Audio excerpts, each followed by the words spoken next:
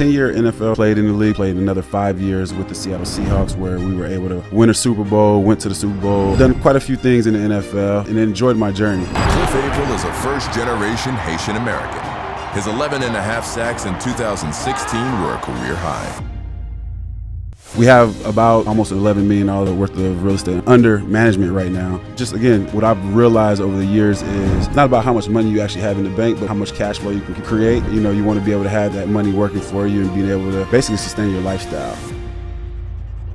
One thing that's for sure is people that are sitting on the sideline can never win. You got to take action, whether that is, again, buying a single family, whether that's, getting a duplex, whatever it may be, but that's how you're going to learn. Welcome to another edition of Lifetime Cash Flow through Real Estate Investing. I'm Rod Cleef, and I'm thrilled that you're here.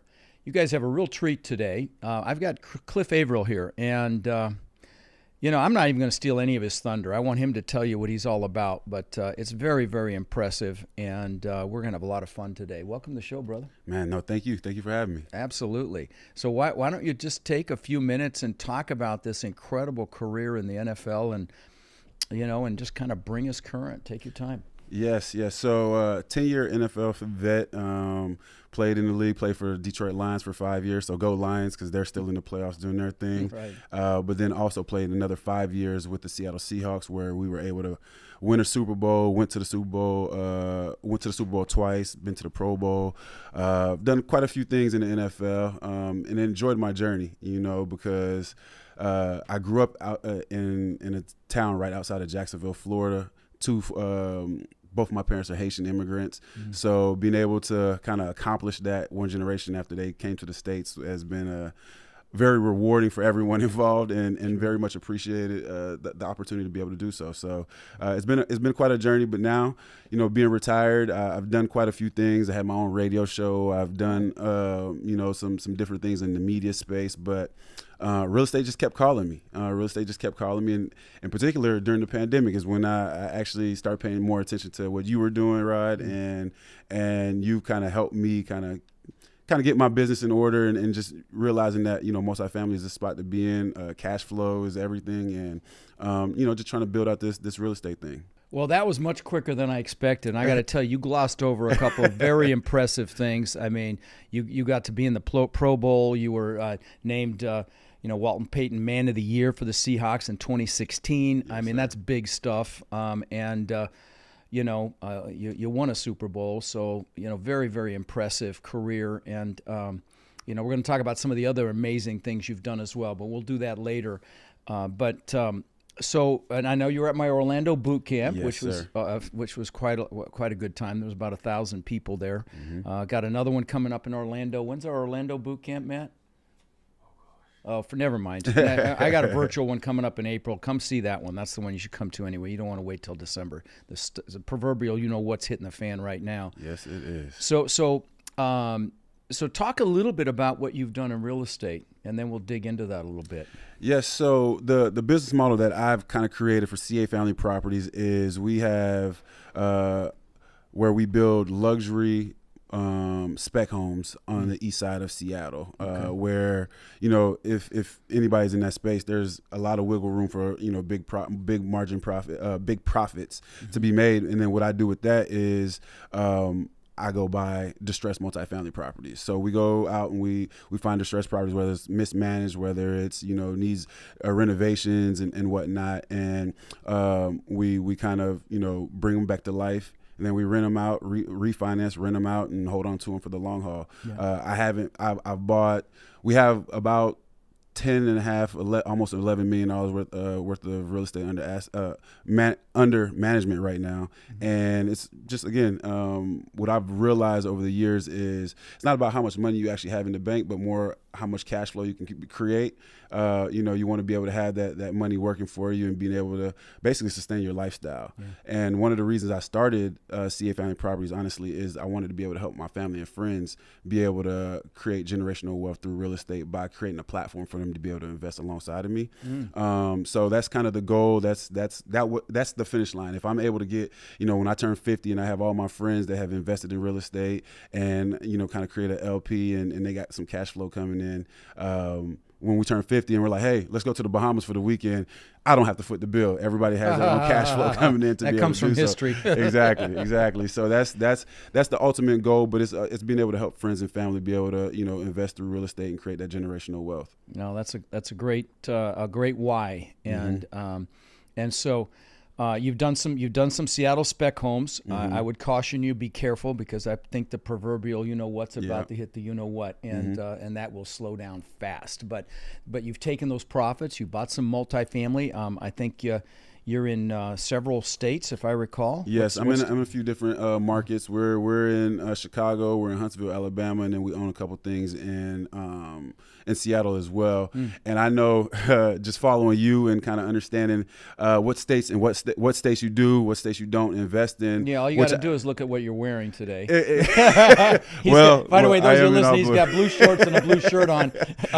So I'm just messing with him. But listen, that's not a political statement. It's a freaking cost of doing business statement. It's 1000%. A regulatory environment statement. It's a tax. Most of the blue states, unfortunately, are completely broke, and so they've got to continue to tax. And for someone like you, that's a big deal. No doubt, and I agree with you actually. And I've had to learn somewhat the hard way in the sense of just understanding kind of how from a political standpoint, the difference in landlord friendly cities and states in comparison to tenant friendly cities and states, and you do have your ups and downs, you have your pros and cons from both.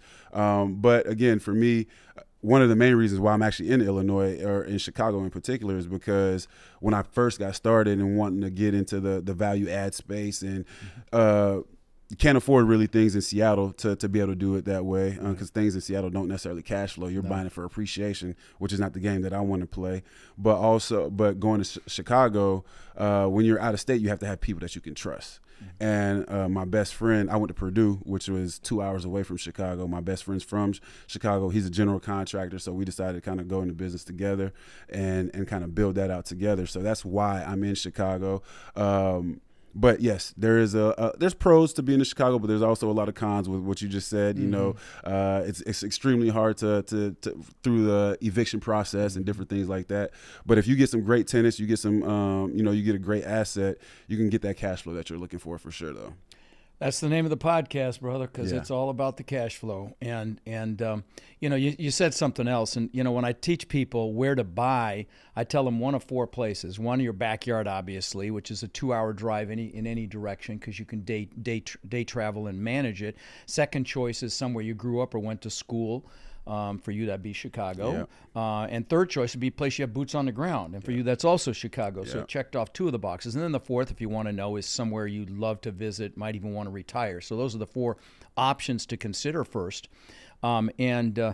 And yeah, I mean, we've got an asset in Atlanta, and it's taken about a year to evict somebody, and they're just playing it, and it's killing this particular professional property. Tenants. Yeah, tenants. It's exactly right, and it's killing that particular asset.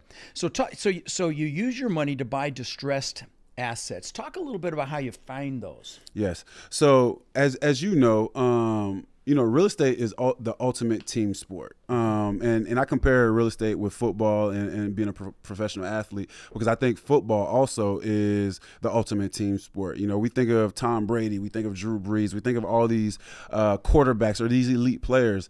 But honestly, if there's not those 5 guys in front of them blocking for them, they can't get down the field. They can't look as great as they do. And it's the same thing with real estate. It's all about building out your team, whether it's, building relationships with brokers, whether it's building relationship with bankers, and I'm big on going to different meetups and different things like that to just build those relationships to get into the community. And then again, once they know you're serious about buying because you've purchased a few things or you're already in the market, they start to send you deal flow. And that's how I'm able to find a lot of the deals that I'm in. We just hired somebody, a real estate analyst actually, to be able to, run performers and different things like that for me, because I'm getting so many deals coming my way. It started taking too much of my time. So I had to kind of hire someone to be able to do so. But it's all about, building out that team and building relationships with different folks in the markets that I want to be in. So we're going to take a quick break from this incredible episode for a word from our sponsor, My Incredible Freaking Warrior Program. If you look in the mirror and think about how things are going for yourself, are you thriving or just surviving? I've got this amazing mentorship program. My students are called my warriors, and at last count, they own somewhere between 190 and 200,000 units that we know of. If you'd like to apply to our amazing warrior program, text the word CRUSH to 72345, and we'll set up a call. You can look us over, we'll look you over, and I can promise you, even if you don't join the program and it's not a fit, you're going to leave that call better than when you got on it. So again, text the word CRUSH to 72345, and you and I will speak soon. All right, let's get back to it. No, that's a great answer. I'm going to have you go a little deeper, but that's a great answer. Yeah, no, I mean, you guys all know, you've heard me say it 1,000 times. This is a team sport. You don't do this alone. And you know, I tell my new coaching students, my warriors, the most important thing you can do is get connected with other warriors, because we discovered, I don't know, 3.5, 4 years ago, our most successful students by far are the ones that are the most connected. And I tell them, that's more important than learning the freaking business. Yeah. Those connections, they're more important because they will ramp your success. And you know, and as it relates to my warriors, so we started doing things to help facilitate those connections. We do warrior-only events. We've got one coming up in the end of April, I think, and then we do breakout sessions like random speed dating between warriors and just a bunch of things we do to build those connections, because it's so freaking important. But you can do the same thing, going to meetups like you're doing, and you talked about hiring an analyst, and I'll tell you, that just ties into this thing being a team sport. Yes. I mean, I'm not. Listen, I can read a P&L, but I don't love it. In fact, I don't even like it. Okay, and I'm the mouthpiece. I like to get out there and talk, and so. My partners have always been either CPAs or incredibly analytical people. You met one at the Orlando event. I'm pretty sure Craig was there, but anyway, that's what you do. You pick your lane, you pick your superpower, you decide what you're great at. Obviously, you with your background, people want to meet you, they want to talk to you. That's a draw for sure. You want to capitalize on that. And then you hire a line or partner for these other things, like you hired an analyst. You might ultimately probably hire an asset manager for yourself, and so on and so forth. So no, I love it. No. So drilling down on the distressed again. Yes. Okay, so you have these deals coming across your desk. What are you looking for? Tell my peeps here what you're looking for. So I'm always looking for assets that you can add value to. Okay. That's the name of the game. So whether it's mismanaged, whether we're talking about going in and renovating the units and understanding kind of what the rents are in that area, to renovate the units and bring them up. We like to buy C+, B- assets and try to bring them up, to a B-, B+ type of situation to again create that value, and then going out and refinancing and kind of hold on to everything again.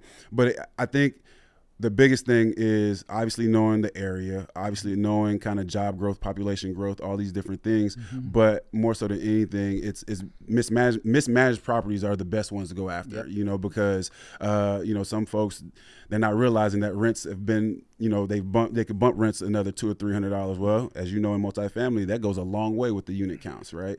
So we're looking for those types of assets where we can add value and being able to refinance, within a year or so, year and a half or so, be able to take out our capital and rinse and repeat. That's it. Yeah, it's called the Burr method in the single family space, but it's pretty much the same thing. You're talking about mismanaged. We're buying an asset right now in San Antonio. It's 200 units. It's a mile and a half away from a 296 unit that I own. And to give you an idea of the deal, it was under contract for $26 million twice, fell through. We're getting it for 20.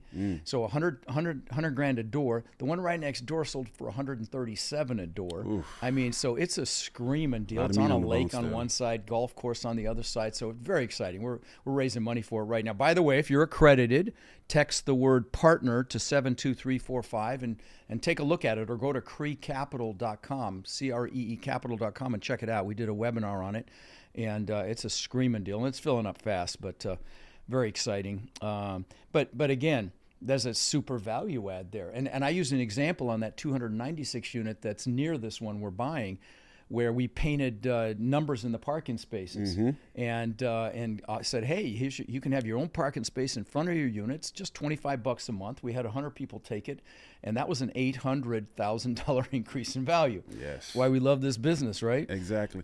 And to go along with that, because a lot of people, they'll ask why not single family comparison, and I know you've had your issues with single family, but what you just said with multifamily, and what's so impressive is you control the value. Yeah. You control the value of your asset based on how much you can bring that NOI up, right? Get your income up as high as possible, get your expenses as low as possible, and you can continue to create value. And those are the opportunities that I'm looking for. The opportunities where I'm able to create value through, little things like that, whether you add in washers and dryers and whatever else, but to add that value to get that NOI up as much as possible is the name of the game. So the NOI is the net operating income. So basically the net income on a property, and any increase to that net income is an exponential increase to the value. It's typically 17 or somewhere between $17 to $20 to every $1 in increase. So it's significant.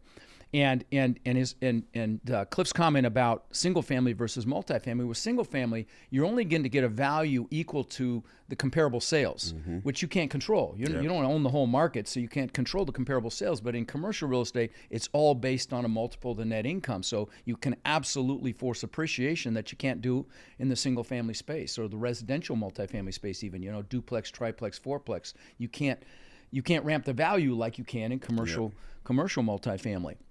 So, and I love what you said about areas, and that's exactly what we do as well. We're looking for a deal, either a B or C asset in an A or B area where we can kick butt, ramp it up, improve it, and bring it up a notch, bring it up one level. And I would caution people to buy C- or D properties right now. I would caution them not to do that because that demographic's getting their butts handed to them right now. It's sad. I'm single again, and so I'm going to the grocery store. I was like, holy crap, are you kidding me? That was $150. I mean, I don't know how people afford it, man. I say it all the time. I know. Inflation is real. It's crazy. And filling up my truck is like, are you kidding me? So I have a lot of listeners that want to do what you're doing, haven't done it yet, and find every excuse not to do it. Okay, and it's typically fear or limiting beliefs. They fear of failure, or maybe they're comfortable. And we all know the comfort zone's a nice warm place, and not a damn thing grows there, right? But talk to those people that are listening that haven't taken action on this. Yeah, tell them, give them some advice. I think, and.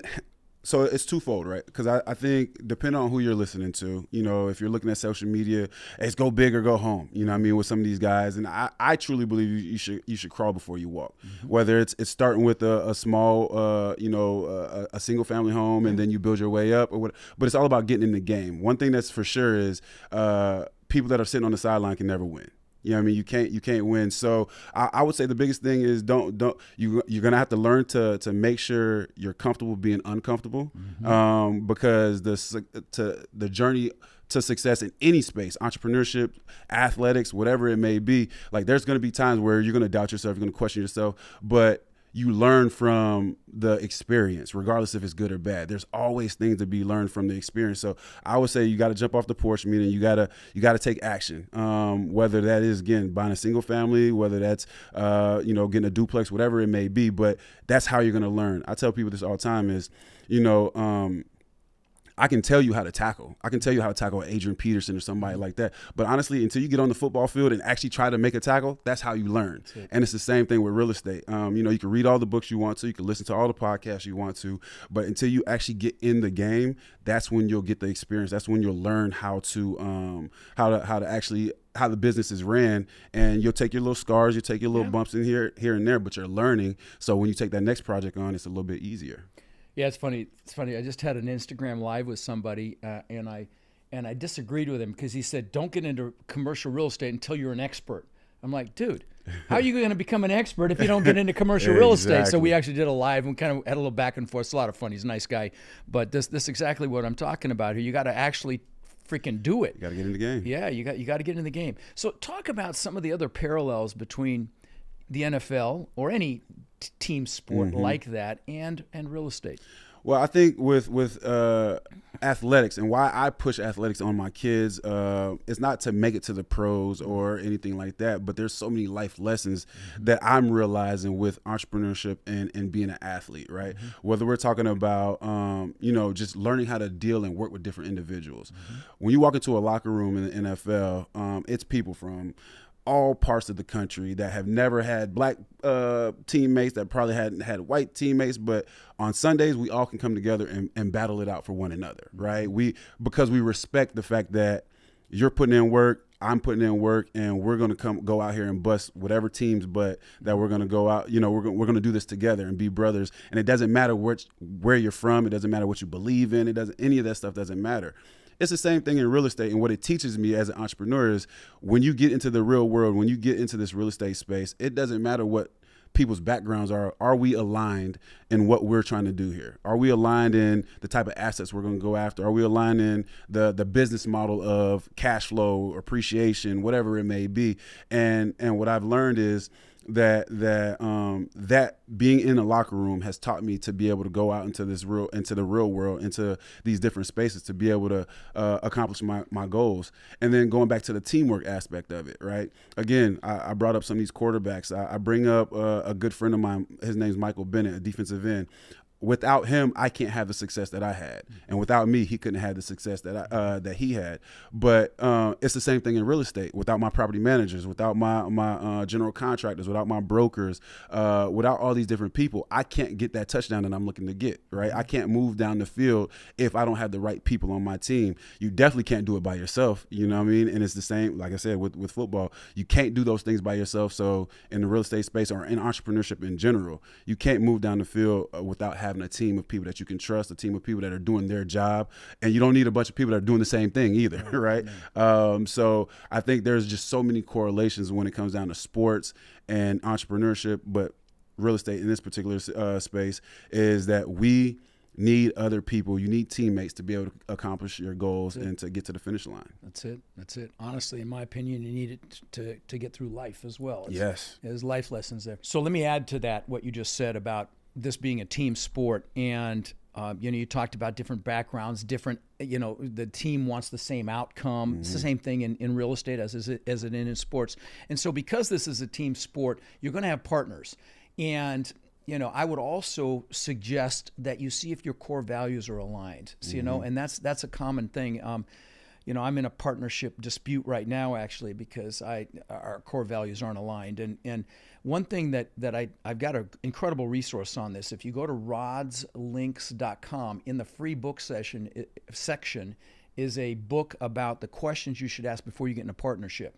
And because like a marriage, a partnership's easy to get into and hard to get out of, okay? And so you want to ask all the hard questions up front. So again, that's in Rod's Links, or you can text the word links to 72345. There's a bunch of free resources there, but in the free book section is a great book on asking the right questions before you get into a partnership. So I got a kind of a core question for you, Cliff.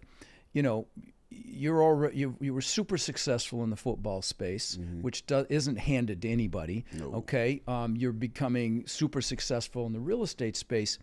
What's the driver here? What's the why that got you to get your ass up early and run laps after laps after laps and all the things that you do to become an expert in the NFL? What drove you? Wow. What drove me is my mom, to be honest with you. No kidding. Yes, my mom and both my parents, but my mom in particular, because I seen the struggle for a Haitian immigrant young lady. My mom's only like 5'2". I remember, her being her only child and her having to go pick me up at midnight and walking back home with me on her back to get home, just for her to go back to work at 4:00 or whatever the case may be. So just my mom was my why. And if you look at, some of my old Facebook posts and different things like that, it's like my ultimate goal was to be able to buy my mom a house, like, because I lived in apartments my entire life. I was just going to ask you what you did for her, so tell me about it. Yeah. So I, it's been 12 years now. About 12 years ago, I was able to actually buy her house. It was my first time living in a house, because I bought it for both of us at the time. I wasn't married or anything like that. So I bought it for both of us. But it was the first time I actually had a front yard. It's the first time I had a backyard, because, again, I lived in apartments my entire life. Wow. And so to being able to do that for her, and we're actually renovating it now, so the house is pretty much brand new again for her. But just being able to do that for her and knowing where she comes from, growing up in Haiti, and she would tell me all the time, it's 300 square feet and it's 7 of us living in it, and, all these different things. So for her to be able to have her own home, have her own car, being able to working because she wants to work, not necessarily because she has to work, is a beautiful thing. And then, of course, your why grows after a while, right? You start having kids, you start having a family, and now my why is more about making sure that my kids understand the value of a dollar, and also making sure my kids are in tune with reality, because sometimes, you know, based on the lifestyle and different things like that, you know, they lose touch, and it's not their fault. It's actually the parents' fault that they lose touch with what's going on. So I try to make sure that, you know, they're still tapped into with reality, making sure that they work, make sure they understand.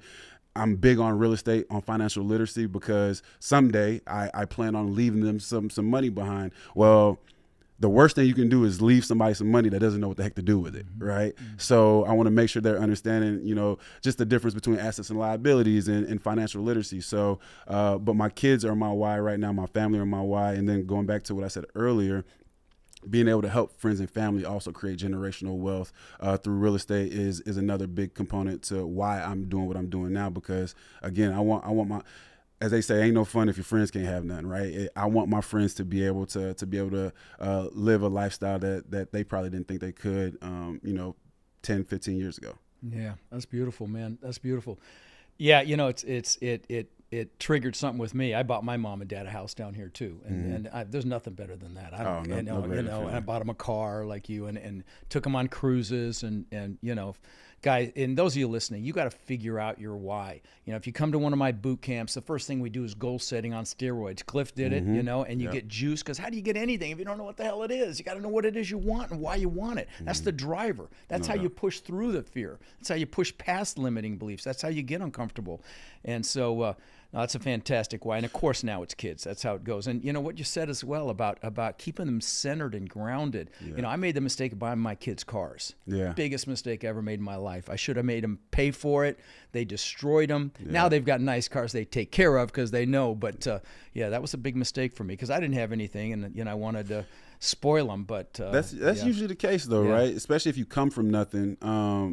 You don't want your kids to experience what you experience. Yeah. But what you don't realize is your experience is why you're able to get to where you're at now, right? Because the journey, the part of the journey is the hardship, the struggle, the, you know, all those different things is what pushes you to get to that finish line, what pushes you to get to where you want to go. And if you don't have any struggle, you won't appreciate what you receive. You won't appreciate what you got, you know? So said. I think that's extremely important for anybody that's successful, really, is to make sure, again, we all want our kids to have a better life than we did, but sometimes that actually ruins your kids. Yeah, you know what I mean?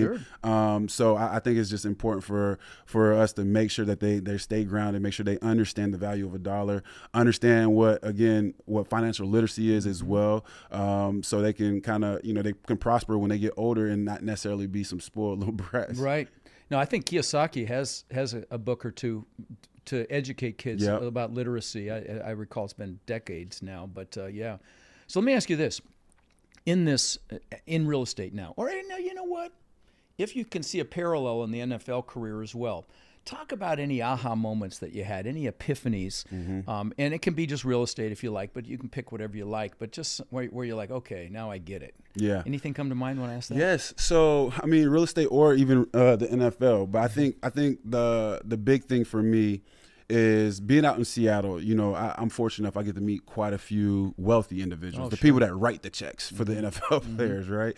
And you get to meet them, you get to have dinner with them, you get to you know, get to do all these different things. And whether they made their money in tech, whether they they sold a company, whatever it may be, a lot of them owned a lot of real estate, you know, and I would always ask them, like, well, you just sold your company for, you know, X millions of dollars or even billions sometimes. Right. And why real estate? You know, it just kept coming up. Real estate. I own real estate here. I buy apartments here. You know, I got my own family office, whatever it is. And again, I just kept asking the question, and whether it be tax advantages, whether it be a wealth builder, whether it be, you know, the cash flow component of it, all those things is what sparked my mind and my interest in wanting to be in real estate. And then when I closed my first deal, and I'm like, oh, wait up, there's checks coming in every month. You know, this is mine. Like, you know, and I look at real estate as an annuity plan, like how, you know, people do these annuity plans. You're putting some money away and you're creating the cash flow, but also the appreciation on the backside. So just that aha moment of like, oh, this is why they're doing it. It's a wealth builder on top of what they've been able to create already, you know? So I think that was one of the moments where it was like, oh, okay, you definitely should dive into this. But I also believe in order to have success in anything, you got to be passionate about it. Yeah. Right. And let me stop you. Mm-hmm. And to be passionate, what does that mean? I think, Pat, you gotta love what you do. That's it. You gotta gotta love what you do. freaking love it. So, if you get into multifamily and you can't love it, you can learn to love anything if you associate pleasure with it. But if you can't learn to love it, for God's sakes, go do something else. I agree. Life is too freaking short. Because when you love it, you can be passionate about it. 1,000%, and it never feels like work. And Right. I think if you're passionate about it too, you're willing to work through those difficult times. That's right. Right. If it's just something you're doing, it's easy to quit. Right. It's always easy. But if you love what you're doing, and this goes for athletes as well. Sure. Like there's a lot of sleepless nights. There's a lot of days where you're running by yourself. Nobody sees that stuff. But if you're passionate and your goals are bigger than the circumstances that are in front of you, go for it. And I think the same thing with real estate. You have to be passionate about it to be able to have some success. And I truly love real estate. Like I love everything about it. I love the business of it. I love that you're creating housing for people, but also obviously the cash flow and being able to create finances for yourself. One thing, 2020 during the pandemic, I was sitting there. I was looking. I was like, man, there's probably a lot of people that were looking to retire that year. Right, that had their 401ks, that had all these different, pension plans or whatever the case may have been. And then 2020 happens and the bottom falls out. And now it's like, whoa, wait up. My plan is just went to crap, right? Because what I thought I was going to have as a nest egg is gone. So to me, it's like, well, I want to take that variable out when it's time for me to retire. That's right. I want to take that variable out. So that's why I'm into the real estate space, because I want to create my own cash flow. I want to create my own business. So if 2020 does happen or something like that happens again, people are always going to need a place to live. That's it. I tell the story about my dad. My dad, my stepfather, so he was really my dad, worked for Continental Airlines for 36 years. I mean, loved that company. In fact, you could tell a Continental plane because it had the golden tail. We used to call it the proud bird with the brass ass, because they said their tagline was the proud bird with the golden tail.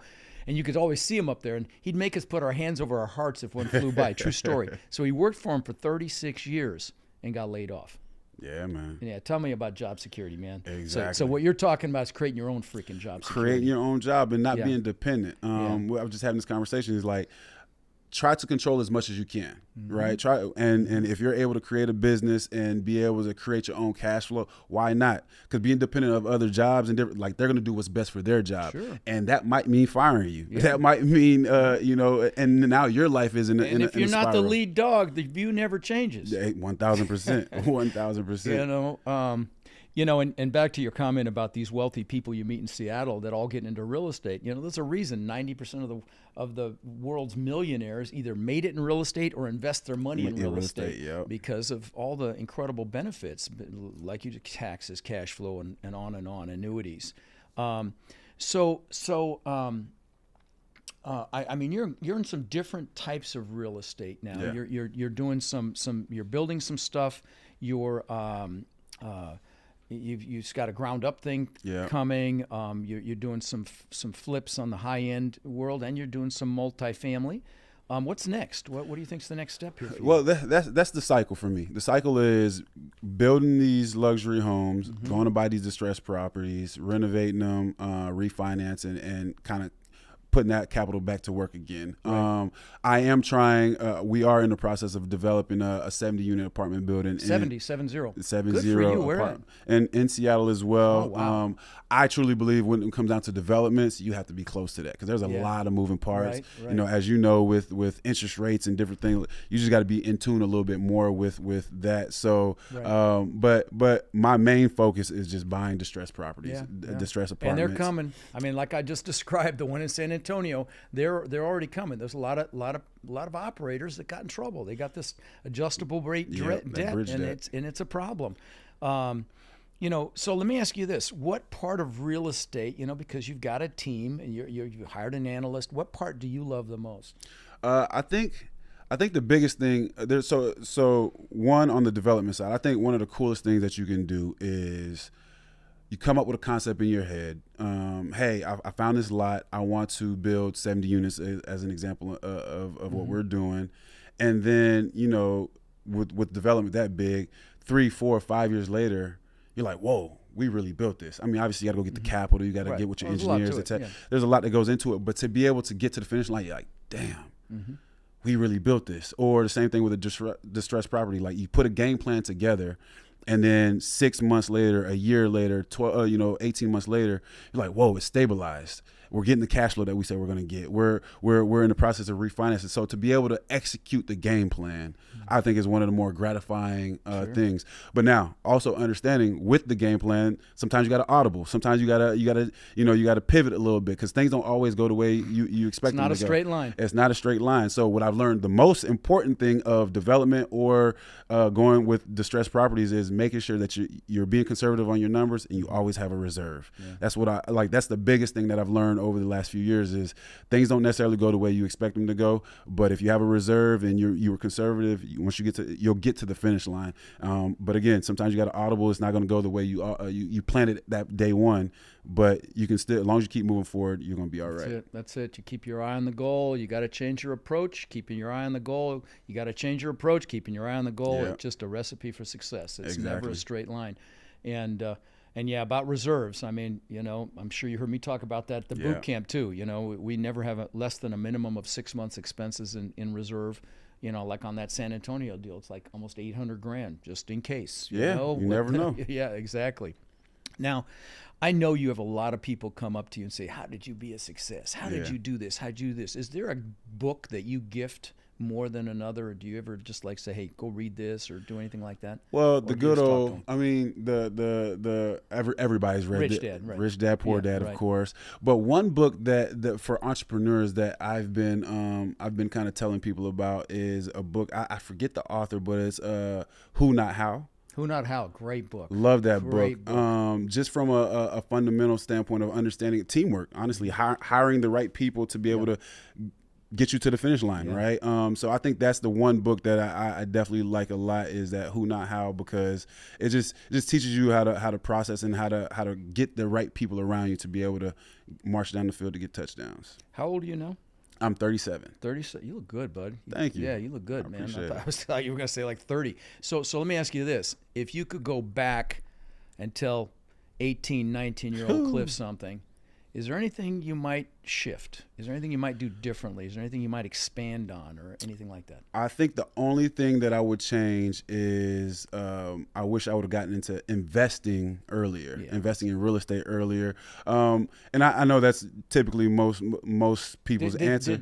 Sorry to interrupt. Did you blow a lot of money when you were young? Did you go off and do the Lamborghini and all that stupid shit like I did? I didn't go too crazy, but I did. I mean, looking back at it, some of the stuff I did was dumb. I didn't feel like I was broke or anything by any means, but like when I first got drafted, I bought an Escalade brand new. Nice. And it was a dream car and all these different things, but it wasn't the right timing. But thank God I was able to right my wrongs by being able to play a long time, because as most people know, I mean, in the NFL, the average is less than 3 years, right? Right, and they end up with a big entourage that sucks the money right out of them. And financial literacy plays a big role too. Like not knowing, and I think this is a America issue, right? Of course it is. Like we're not financially literate, and so we want to spend more than we make. We want to buy, keeping up with the Joneses, all these types of things, and it gets a lot of young players in trouble. But the problem is, not only do we all make mistakes, the average is less than 3, so you don't even get the chance to right those wrongs. You don't get to learn from those mistakes. Again, fortunately for me, being able to play 10 years, beating the odds by 3, I did make some mistakes, but I was able to learn along the journey. So now I'm in a place where I have a better understanding, a better grasp on my finances, understanding that, again, cash flow is everything, and trying to build those things out. But unfortunately, most guys don't get their wrongs. Have you ever tried to add value to some of these young players and these teammates and things like that, showing them what you're doing? Most definitely. Definitely. I talked to quite a few of my guys, especially now that they know I'm into the real estate space. Yeah. A lot of guys are reaching out. But I do a lot of things with the Seahawks as well. I'm they bring me in every summer to talk to guys about real estate, talk about multifamily. Good. Not all teams are like that, but the Seattle Seahawks are really good with making sure that they're pouring back into the kids, pouring back into these guys, because they know the average is less than 3 years. They know that the finish that your career is actually closer to being over with than you expect as a young player, and as a player in the NFL, and I've experienced this, is, we walk into that locker room thinking that 3 years is not me. I'm going to play 10 years. Well, of course. Right? Of course. But you need that confidence. You need Right. that ego a little bit to get through it. But again, unfortunately, that's not the case for most guys. But the Seahawks do a great job from day one, making sure guys are understanding what to do with their money, making sure they're not just handing their money over to people and not knowing what's going on with it, and to start just thinking outside the box. That really says a lot about the brand. I'm going to tell No you doubt. that. Was there any fear when you got started in real estate? I mean, was there any? I mean, of course, you had some resources, so you probably had money in the bank, so it wasn't quite as scary as it might be for someone that doesn't have your resources. Yeah. But was there fear, number one? And if so, how'd you get over it? Of course. I think there's always fear in trying anything new, right? When you don't know what that landscape looks like, what's to come, how the entire approach, So yeah, there was definitely fear initially, but I think, again, going back to what I said earlier, the only way you get through that fear, the only way you learn is by jumping in the game, is being in it. And again, like I said, I like to crawl before I walk. So the first thing I did when I retired and my first rental was, I'm like, you know what? I'm gonna buy a condo, and I'm gonna only rent it to athletes in the Seattle market, right? I'm going to only rent it to because I knew what they needed. I was going to furnish it. I knew they were only going to be there, 8 months out of the year. I knew they weren't going to be in the actual unit much because their work schedule. I understood all that stuff. So I was like, all right, I'm going to go with what's comfortable. I'm going to go with what I know. I'm going to rent out to these guys. Did it work? It worked great. I still own those. I own 3 condos that I do that with now. Wow. But what I started realizing is you can make more money in other spaces, whether it be multifamily. Condos have these HOA fees. Oh, the HOA kills you. They with kill a condo, you. Yeah. But rents are so high because these guys are doing shorter term rents. It pencils, but it's not a good solid business plan, right? But I still own those. But that's what I started off with. And then then after I did a few single family stuff, I went and bought a triplex. I'm like, okay, let's see what this feels All like. in Seattle? No, the triplex actually was in Chicago. Okay. A full gut rehab, value add. We were able to refinance, pull out 95% of our capital. Like, okay, this works. Right. Then we went and bought a bigger asset and just kept building from there. Instead of just, I'm glad I went in that way because I learned something when I had a single family. I learned some stuff when I had the triplex. You do a full gut, you learn a lot. You learn a lot. Yeah. So now you know what to look for when you go buy the 58 That's unit. right. You know what to look for when you go buy 100 units, right? So that was kind of my game plan and how I approached the game. But of course, you're constantly learning. I think you learn from good or bad. You just got to be paying attention. Let's talk about bad for a minute. So talk about I call them seminars. Yep, seminars. I haven't met anybody that had a bigger seminar than I did in '08. But talk about a seminar you had. Where you got your ass handed to you, and maybe the lesson in it, if something comes to mind. And I know you've got tons of them. Everybody has tons of them. Oh yeah. No, we got seminars left and right, but it's all about not letting it stop you, right? Right. But I have a 14 unit full gut rehab that we were working on. We budgeted it out, got the contractors out, get bids, all these different things. But contract, you can't go with the cheapest. That's for sure. That's one thing I've learned. But then also, once we got into the process and start the renovation, you go through the permitting process and all this stuff, I'm starting to realize, like, okay, our budget's off. And we were off by about $300,000. Oh, actually. Shit. That's a big off. That's a bit. Yeah, exactly. It was off by 300. But fortunately enough, there was so much meat on the bone from a value add perspective, and the rents were gradually going up throughout the process. We were able to recoup some of that on the refinance still. Okay. But being able to, being over budget by $300K, and you can't go to these private lenders and different things. Now you're like, okay, what do we do? And again, fortunately for me, I have different resources that I was able to use, whether it be, different margin loans and different things like that to be able to recoup some of those funds back for the project. But a lot learned there because, again, it goes back to the reserve component. It goes back to, just having different contingencies and different things like that in your pro forma to make sure that you're well allocated. You have enough to get you to the finish line. Yep. It's better to have more money and not use it all than not have enough and have to go find it. Yeah. That's a good one. So in your life, your whole life, buddy, what do you think's the biggest obstacle you had to overcome? Myself. Oh, good answer. Good answer. you talk about fear, you talk about doubt, not feeling worthy enough. You had that too. Me too. Yeah. I don't deserve this. Why me? How'd I get here? Yeah. You know, and honestly, I just brought back my last 2 family members that were in Haiti. Oh, no kidding. So I don't have any more family members in Haiti now.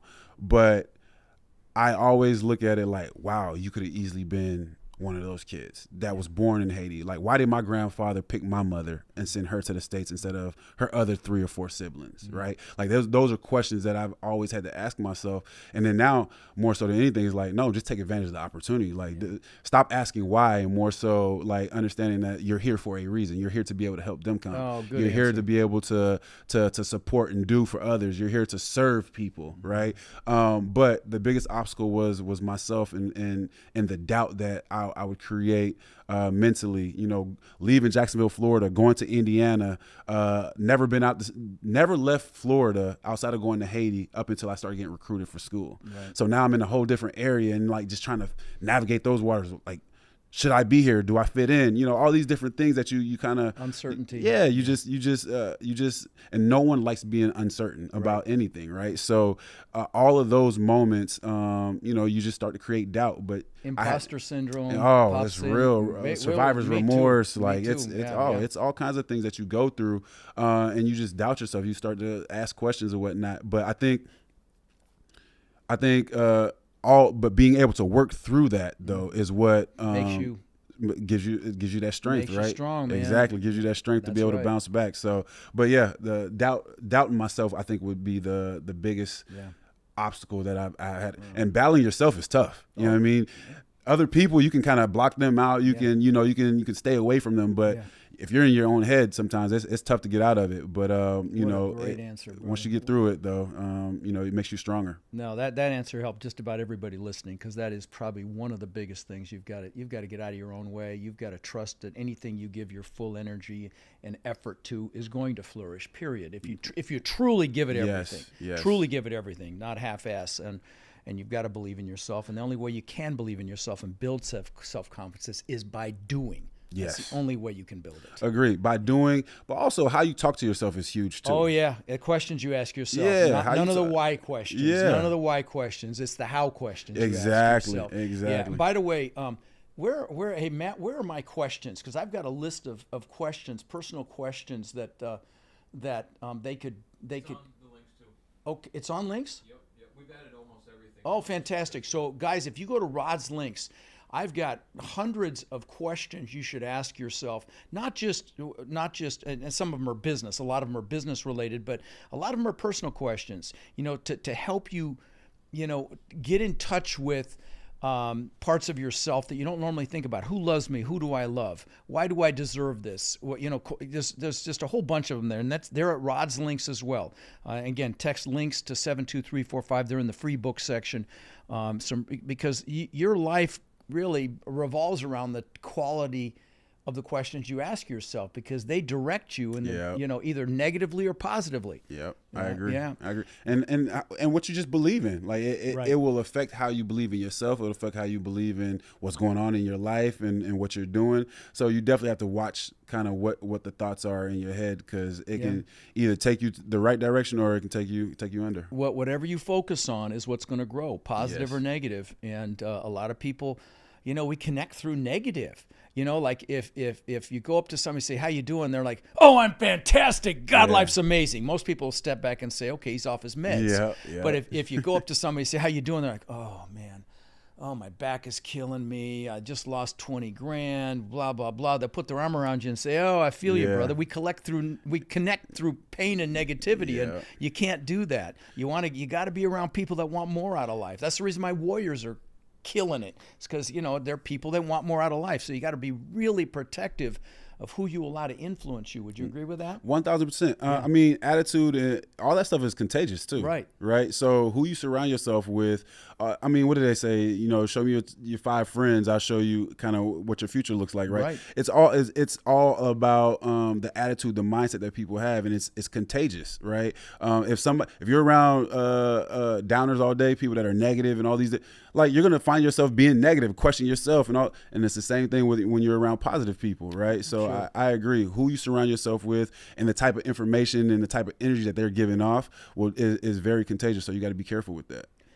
Do you have any sort of a ritual, like a morning ritual or a routine or anything that helps you set the day off right? Oh, every morning, at least 5 out of the 7 days, I get up and pray. That's every day. Right. I get up and pray, but every morning I get up and go work out. No I kidding. have to. Yeah. And I'm playing a lot of pickleball now. I'm big on pickleball. I'm just putting pickleball courts in that San Antonio asset. I don't even know what the hell it is. Yeah, pickleball. Okay. Hey, it's good? legit. It's Is legit. It? All right, I'll check it out. I'm actually part owner of a major league pickleball team. Oh, no kidding. Yeah, but I love pickleball, so I play that for an hour and a half every morning, and then I hit the weight room for another hour. Wow.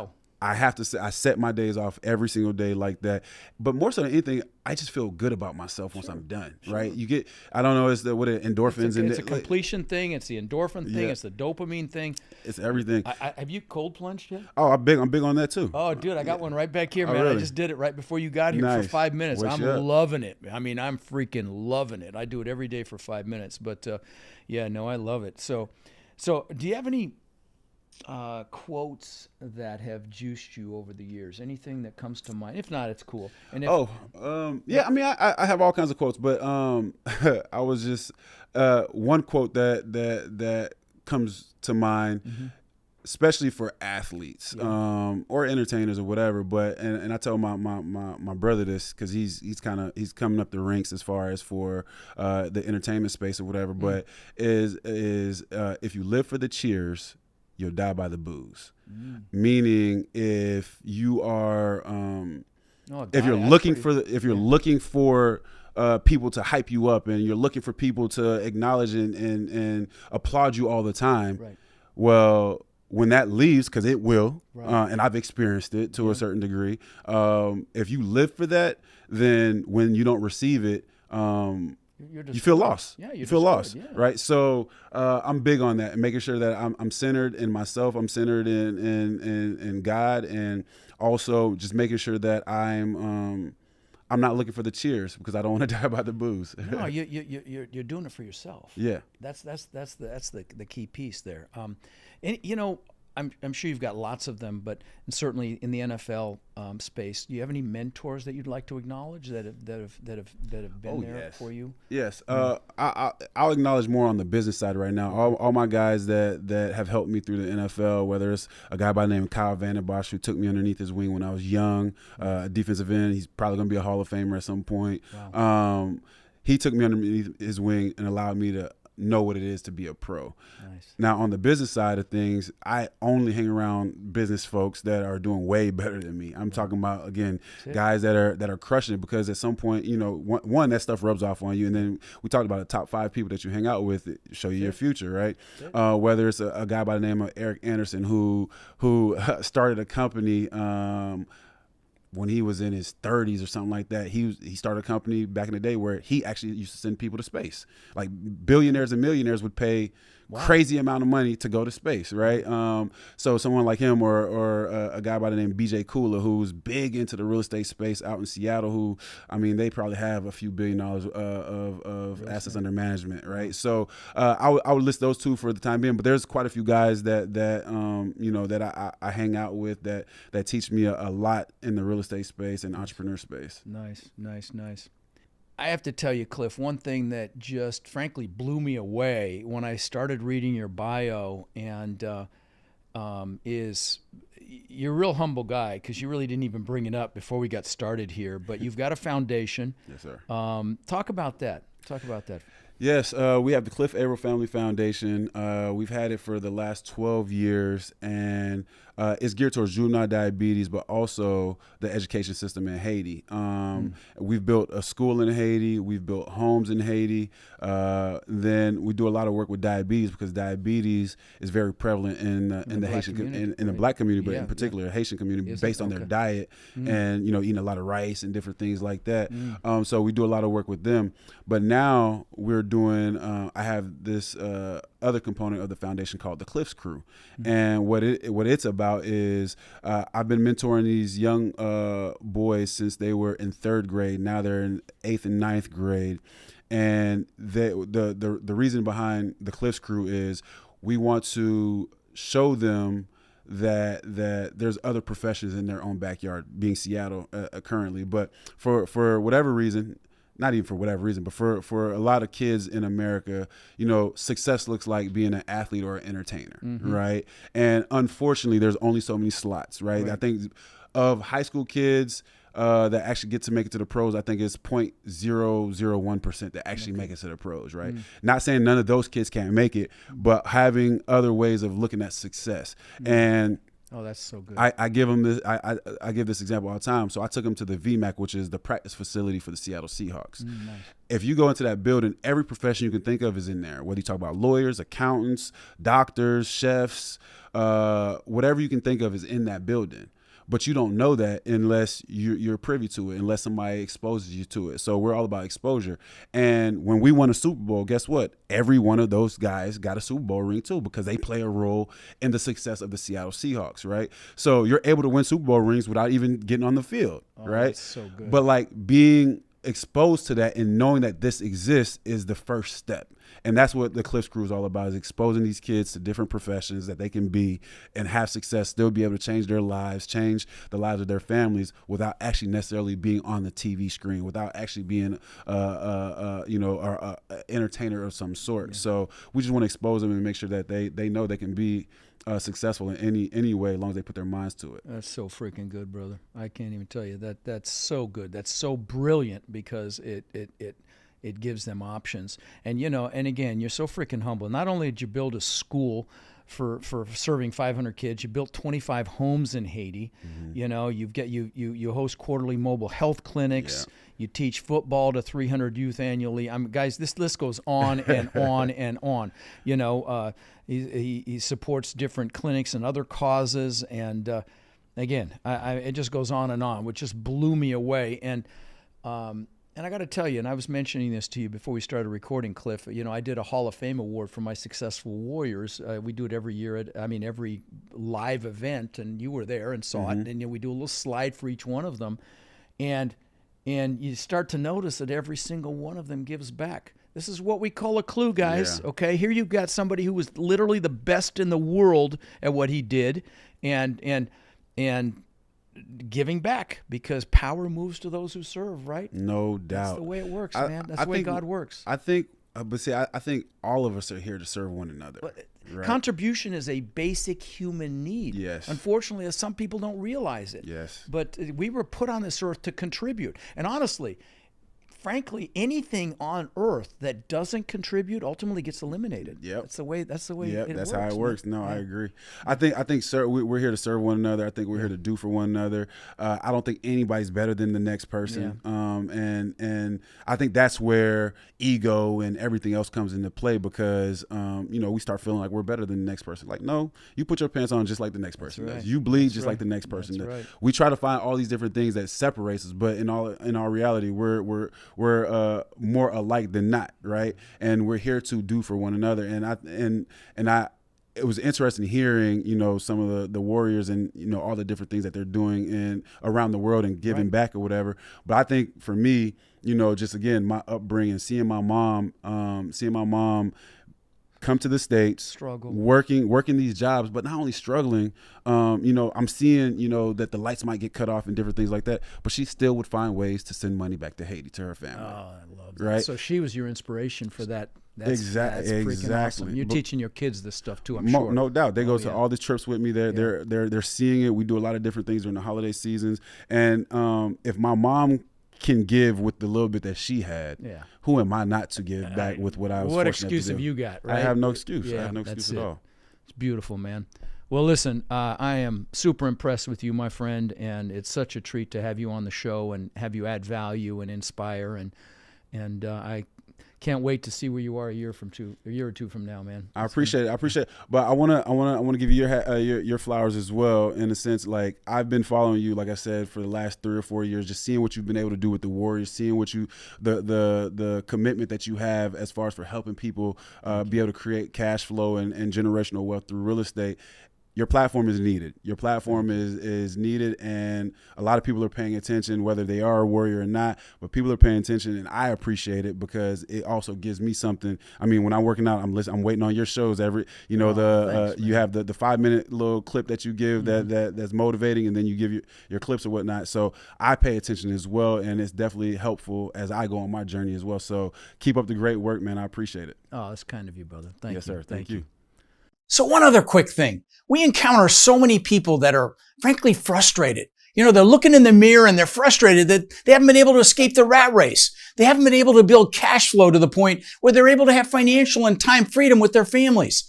You know, and maybe they see other people buying real estate and creating, incredible cash flow, and they think, well, it's just scary. Buying apartments is intimidating. And I get it. See, that's why we created our Warrior Mentorship program. They're our coaching students, and they've had extraordinary results. My students, I've been teaching about 5 years, and they own upwards of 140,000 units now that we know of, right? And we feel like it's just getting going. Now, we're looking to grow this group and really take it to the next level. And honestly believe that the greatest transfer of wealth could be upon us right now with this current economic environment. Everything's going on sale. So we're looking for people who want to follow a proven framework, really like a blueprint or a map, literally step by step. And then they're able to leverage our systems and our incredible network to raise money and equity, to find deals and close those deals and build partnerships really nationwide. So if you're interested in finding out more about how you can become more in our incredible network and take advantage of the unbelievable opportunities that are upon us, you can apply to my Warrior Mentorship program by texting the word CRUSH to 72345, or you can go to mentorwithrod.com. And what we'll do is we'll set up a call so you can check us out and we can check you out and see if it's a fit. Now again, you can go to mentorwithrod.com or text the word CRUSH to 72345 to apply, and we will speak soon.